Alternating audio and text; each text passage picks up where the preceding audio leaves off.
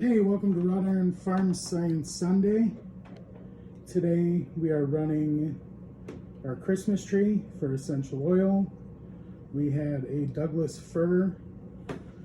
So we took it down, we cut off a bunch of tips, and now we're using those tips to make fir essential oil.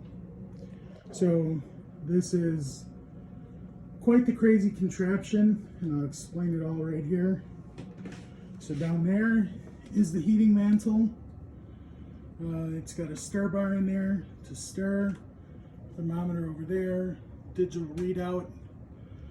Right there we have the fir, and then you come up, and this is where usually breaks off and the steam, comes out this part and then condenses and drips into a separator.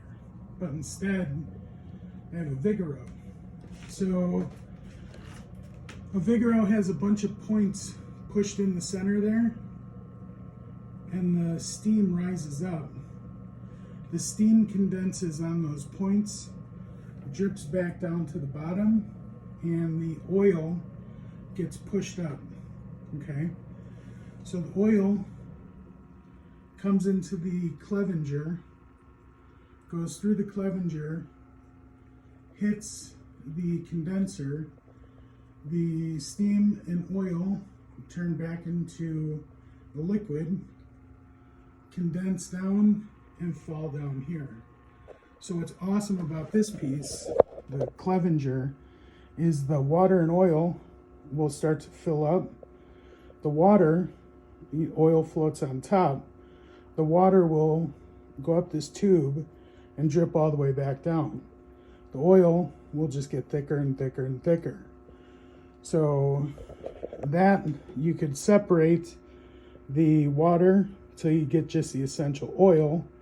Once you have the essential oil, you can call it done. But what's awesome about this setup is you could just let this thing run as long as you have a cold condenser. So in here we have water and a pump, and right there is a big block of ice. I just get these bottles, fill them with water, throw them in the freezer, and just switch those out as I need them. One thing when you're hooking up your pump, you always want to have your pump hooked up to the lowest part, so that way it pushes water up and pushes it out the tube. That way it constantly keeps that condenser cold. But that is the crazy setup for Wrought Iron Farms Science Sunday. Cheers, y'all.